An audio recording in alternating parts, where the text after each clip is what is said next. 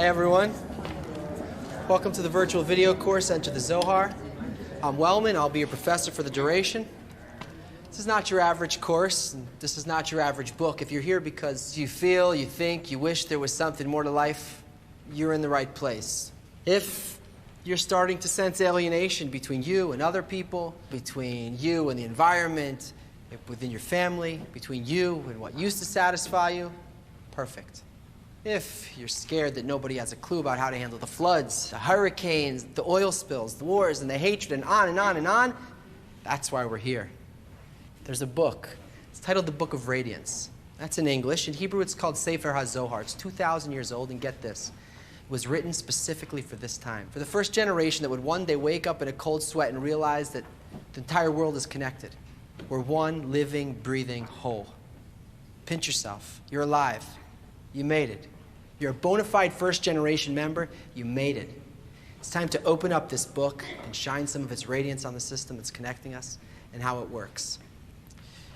We're not going to need pencils or notebooks, just an open mind. And for those of you fortunate enough to have one, please open up your heart. What is the Book of Zohar? Why is it important to us now? And how is it going to help us? Let's cut to the chase. Here's what we know.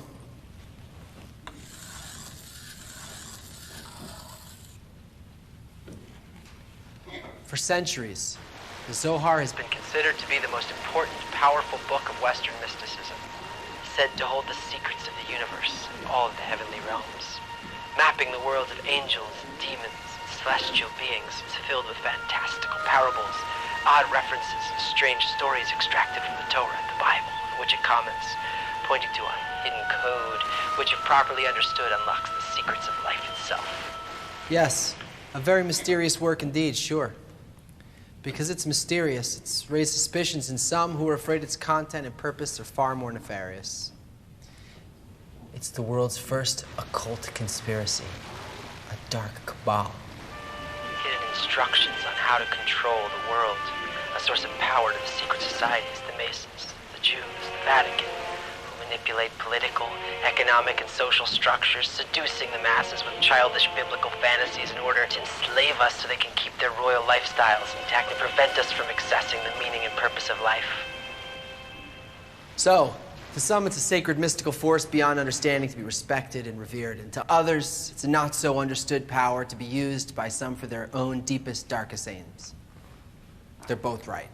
They both don't understand it, and that's how your brain sees it, because we don't understand anything about how nature works in people. We know a little bit about the laws of quantum physics, astrophysics, biology, geology, but as far as our place goes in the system, our desires, our emotions, our connections, how it works with that, I mean, look at your lives.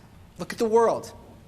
I don't think so. But both are right to believe it contains something great about the purpose and meaning of our lives, and it's hidden from us. So let's just put all of our assumptions and fears on hold, and let's start from there. Okay, so why Bible stories? And why are those writings the most ingrained cultural influence of the last 3,500 years? The source of the major Western religions, you know, each one thinks the other two have it wrong.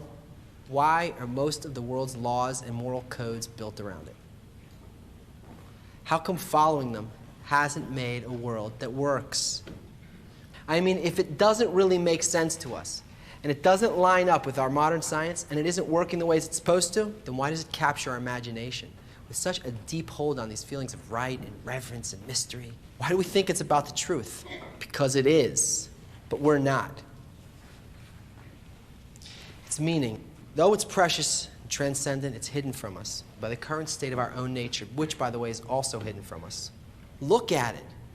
Biblical influence is so interwoven into the fabric of our world, not depending on whether or not you believe it, not depending on whether or not you believe in God or you don't believe in God, but because its writings actually do clothe some general law of reality that interacts with our desires and our thoughts in some kind of special way.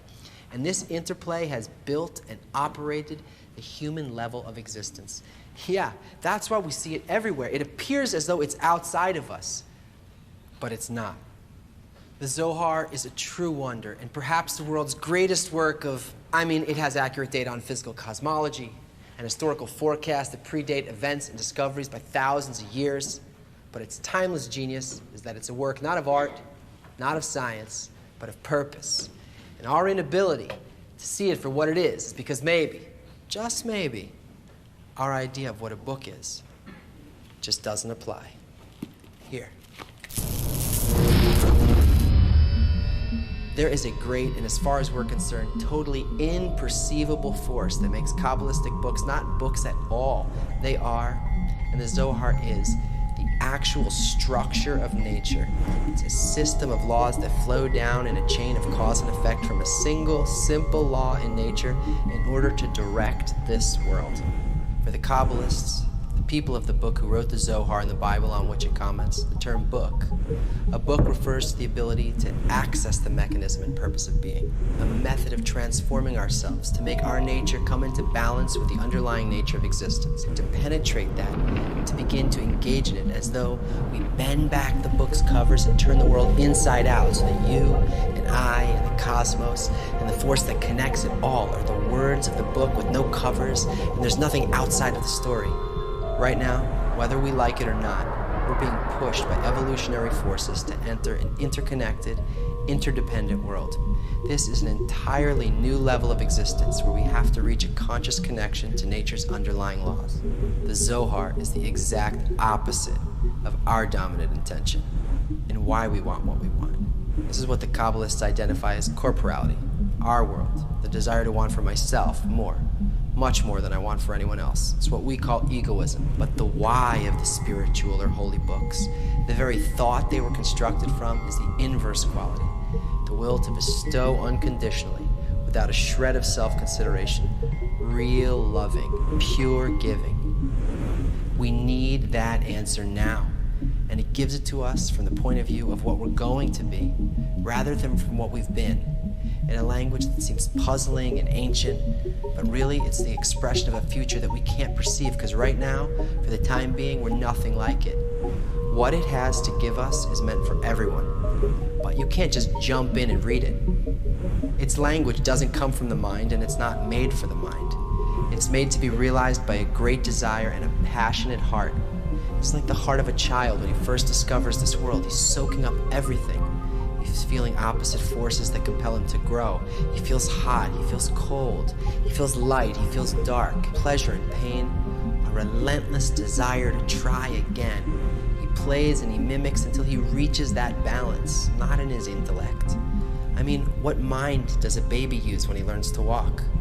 Considering that we're inwardly opposed to it, we don't know how it works or how to live it, we need a method of growing into this beautiful but seemingly impossible future of perfection the Zohar is putting us in touch with. Yeah.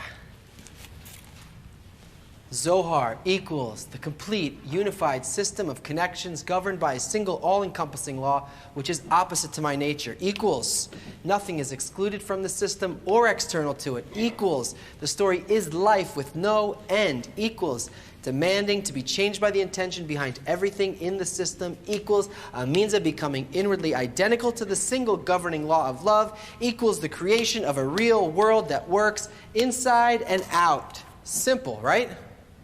But the spirit of high adventure anything is. It's going to take a bit of preparation, experiencing some new perceptions, unlearning some old ones, and seeing for yourself bit by bit what's what, and that will point you to the right attitude. And once you've got that, you can enter the Zohar. And that's precisely what this video series is going to help you do. Don't worry, you're not going to need to study, but you've got to learn. Our next class will be above time and space. We'll see you there when you have the desire. See you then.